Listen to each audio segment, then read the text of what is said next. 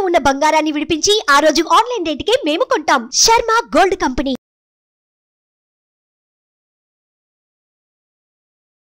నమస్కారం, welcome to Suman TV. నేను గీతాంజలి. ప్రస్తుతం మనతో పాటు ఒక ముఖ్య అతిథి ఉన్నారండి. వారు శ్రీ విద్యాపీఠం వ్యవస్థాపకులు, అలాగే గత 45 సంవత్సరాలుగా శ్రీ విద్యా ఉపాసనతో ఎంతో మందికి మంత్రోపదేశం చేసినటువంటి శ్రీ గురు కరుణామయ్య గారు మనతో పాటు ఉన్నారు. వారితో మాట్లాడదాం, మరిన్ని అమూల్యమైన విషయాలు తెలుసుకుందాం. గురుగారు నమస్కారం అండి. ఎలా ఉన్నారు? అమ్మదేవుల బ్రహ్మాండంగా ఉన్నాను. చాలా సంతోషం మీతో మాట్లాడడం, ఈ సమయం లభించడం అనేది అమ్మవారి కృతజ్ఞతలు తెలుపుకుంటూ. ఎన్నో ప్రశ్నలు ఉన్నాయి, ఎన్నో సందేహాలు నిత్య జీవితంలో మేమందరం ఎదుర్కొనేవి. అవి అయితే ఎవరిని అడగాలి అనేది కూడా ఒక పెద్ద సందేహం. మీరు రావడం అనేది అదృష్టంగా భావిస్తూ చాలా మంది వ్యూవర్స్ కామెంట్స్ రూపంలో అడిగినటువంటి ప్రశ్నలు ఏవైతే ఉన్నాయో మీ ముందు ఉంచుతున్నానండి. అందులో ప్రతినిత్యం పూజ చేసుకోవడం మా అందరికీ అలవాటే. మాకంటూ పూజ గది ఉండాలి అని చెప్పి ఇల్లు కట్టుకునేటప్పుడు, లేకపోతే ఒక ఇల్లు అద్దెకుండానికి వెళ్ళినా కూడా పూజ గదికి ఇలా ఉండాలని ప్రత్యేకంగా చూసుకుంటాం. పూజ గదికి కూడా కొన్ని నియమాలు ఉంటాయి అని అంటారు. నిజమేనా? ఉంటే అవి ఏంటి? ఇవి తెలుసుకోవాలనుకుంటున్నాం. తప్పకుండా.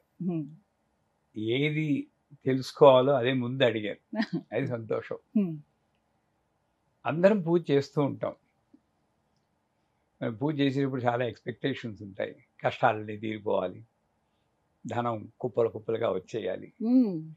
రావచ్చు, కలియుగంలో కూడా అన్ని కష్టాలు తీరవచ్చు, అమ్మవారిని ప్రత్యక్షం చేసుకోవచ్చు. కానీ దానికి తగిన ఉపాసన ఉండాలి. నా కోరిక ఎంత పెద్దదో నా ఉపాసన అంత బలంగా ఉండాలి. ఆ ఉపాసనకి దోహదపడేదే ఉపాధి అంటారు. ఆ ఉపాధిలో మొట్టమొదటి పూజ గది, తర్వాత వస్తువులు వస్తాయి, అగరబత్తులు, కర్పూరం, ఇవన్నీ తర్వాత. అసలు పూజ గది అన్నది ఒక స్వీట్ రిలాక్సేషన్ అనండి. పూజ గది తర్వాత సంసారం ఉంటుంది, మర్చిపోవడాలు అవన్నీ ఉంటాయి. కనీసం ఒక మనశ్శాంతిగా ఉండడానికి మనకి ఏమిటంటే, ఇంట్లో ఏమిటంటే ఒక్క పూజ గది ఉంది, శాంతత. ఆ పూజ గదిలో కొన్ని చిన్న నియమాలు పాటిస్తే అత్యంత శక్తి మనం పొందగలం. ఎందుకంటే మానవుడు ఎప్పుడు మనకి తెలిసినా తెలియకపోయినా, వద్దనుకున్నా కావాలన్నా ప్రకృతి నుండి శక్తిని పొందుతూ ఉంటాం.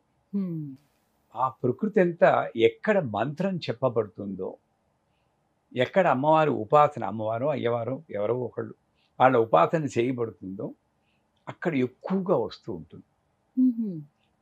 ముఖ్యంగా పూజ గదిలో విగ్రహాలు ఉంచుకుంటాం. మనకేమిటి, గణపతి ఉండాలి, లక్ష్మి ఉండాలి, ఇలా ఒక్కొక్కళ్ళు ఇచ్చిన విగ్రహాలతో ఒక వేర్ హౌస్లా తయారవుతుంది. నిజంగా చెప్పాలంటే ఒక్క విగ్రహం మన ఏకాగ్రత కోసం ఉంటే చాలు. ఒక విగ్రహం చాలంటారా? ఎందుకు? సర్వదేవ నమస్కారం కేశవం ప్రతిగచ్చది.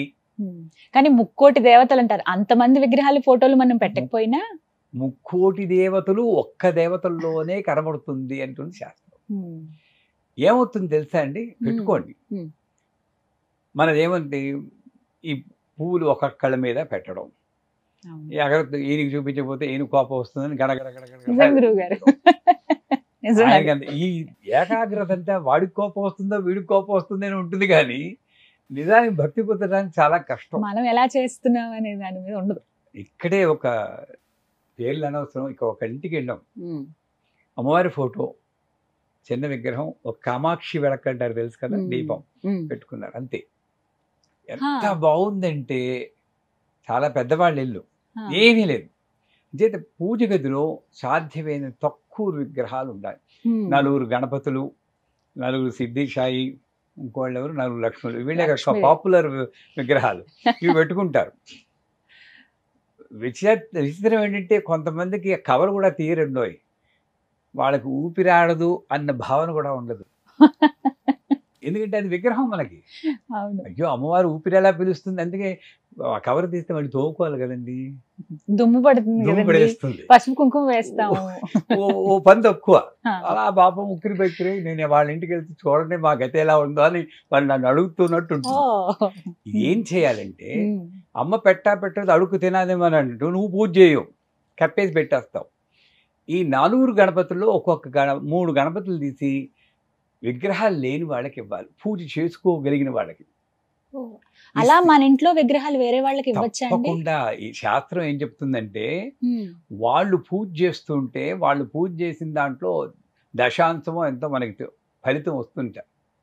ఉదాహరణకి ఒక్క చిన్న ప్రశ్న గురుగారు, లక్ష్మీదేవి విగ్రహాలు 2-3 ఉన్నాయనుకోండి, మనకి ఇన్ని ఎందుకు ఒక రూపంలో లక్ష్మిని చూసుకుందాం అని ఇంకో లక్ష్మీదేవిని వేరే వాళ్ళకి ఇస్తే, మన దగ్గర ఉండాల్సిన లక్ష్మి వాళ్ళ ఇంటికి వెళ్ళిపోతే ఎక్కడుంది లక్ష్మి? ఇక్కడ, అక్కడ, ఇక్కడ. ఈ భావన చాలా మందిలో ఉంటుంది.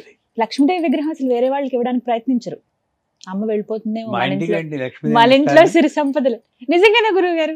తప్పకుండా. భయం ఉండకూడదు. భక్తి భయం రెండిట్లో మీకు ఒక చాయిస్ ఉంటుంది. భక్తి ఉన్న చోట భయం ఉండదు, భయం ఉన్న చోట భక్తి ఉండదు. సరే, ఈ విగ్రహాలు తక్కువ ఉండాలి. ఇంకోటి, మన ఇంట్లో మనకి బెడ్రూమ్లో మనము, మీరు, మీ భర్త లేదా భర్త భార్య ఉండాలి. మరి అక్కడ విష్ణుమూర్తి, లక్ష్మీదేవి, ఈశ్వరుడు, పార్వతి, గణపతి, ఏకాంతం లేదంటారా? ఒక క్లస్టర్లా చేసి పడేశారు వాళ్ళని. ఎప్పుడైనా ఆలోచన వచ్చిందా? ఏం చేయాలంటే ఈ విగ్రహాలన్నింటి కూడా ప్రతి రూములోనూ సర్దేయండి.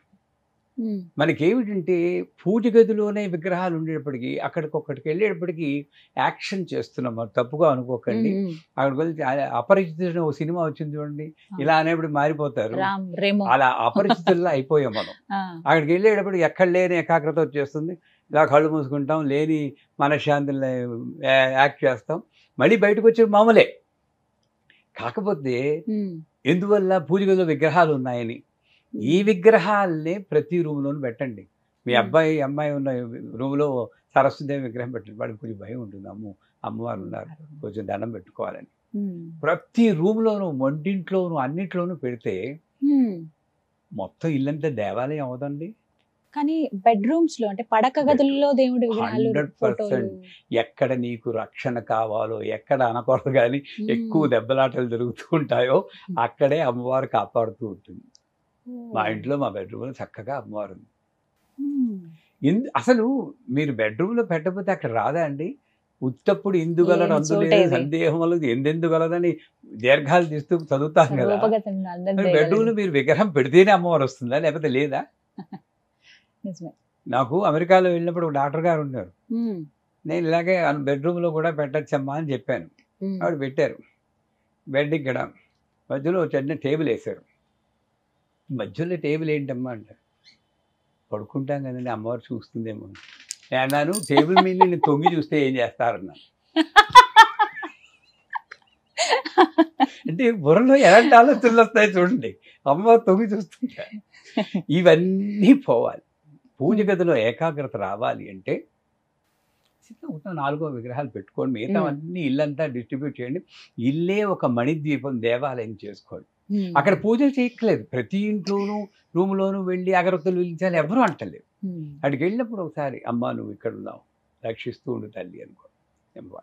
పూజ గదిలో ఎప్పుడు దీపం వెలుగుతూ ఉండాలి.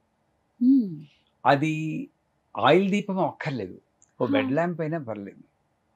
ఏమండి, రాత్రి చీకట్లో బిక్కు బిక్కుమంటూ ఉండదండి బాలాద్రిపు సుందరి. భయమైందా చెల్లంపిల్లకి? తట్టద్దా మనకి? మనకి మాత్రం బెడ్ ల్యాంప్ కావాలా? చీకటి చేసి పడేస్తాం. అక్కడ భావన ప్రాణం ఉంది అనుకుంటే అమ్మ అవుతుంది, లేకపోతే బొమ్మే మిగులుతుంది అక్కడ.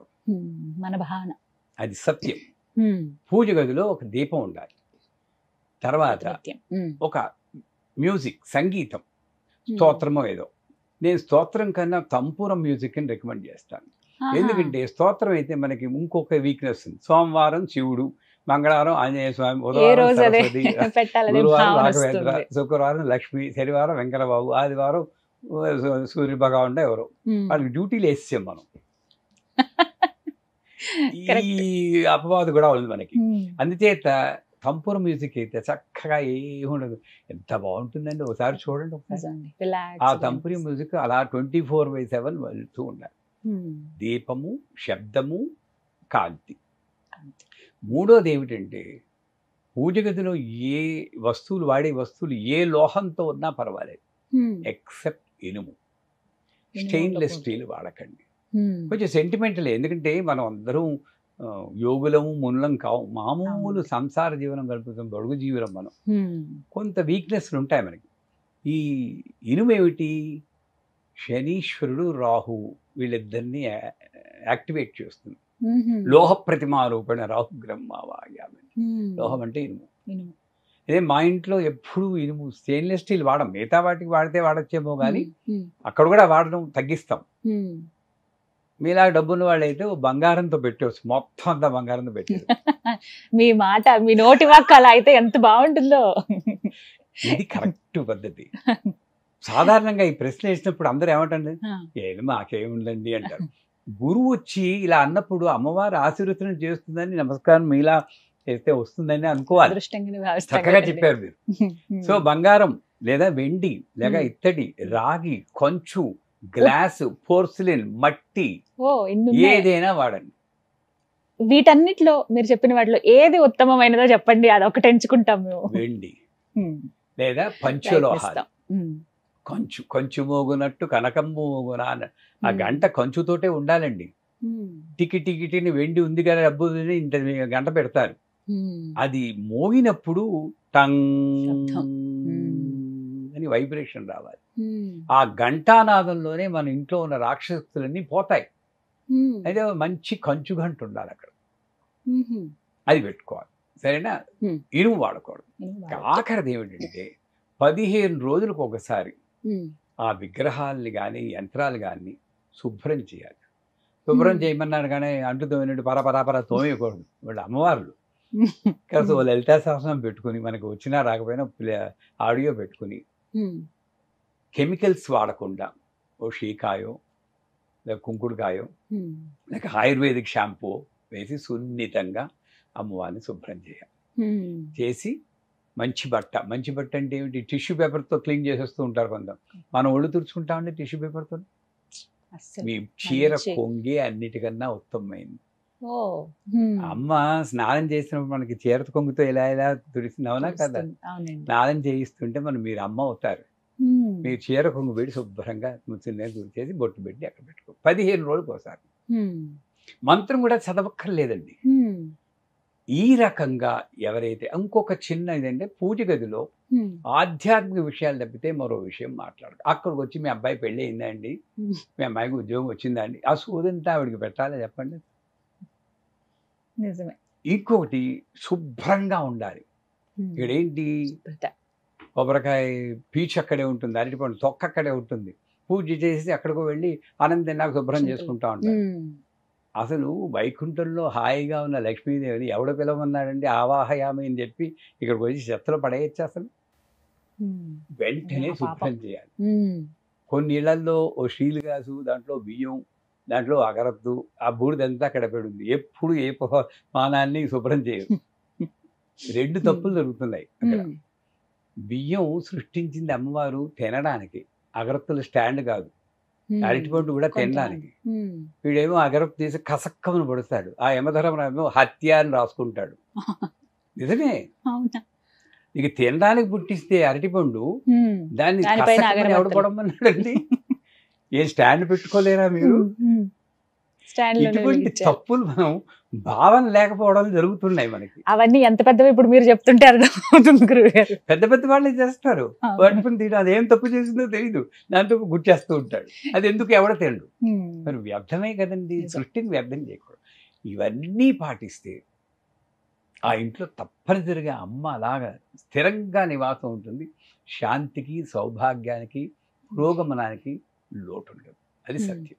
సుమన్ టీవీలో మీ పర్సనల్ అండ్ బిజినెస్ ప్రమోషన్స్ కోసం కింది నెంబర్కి కాంటాక్ట్ చేయండి.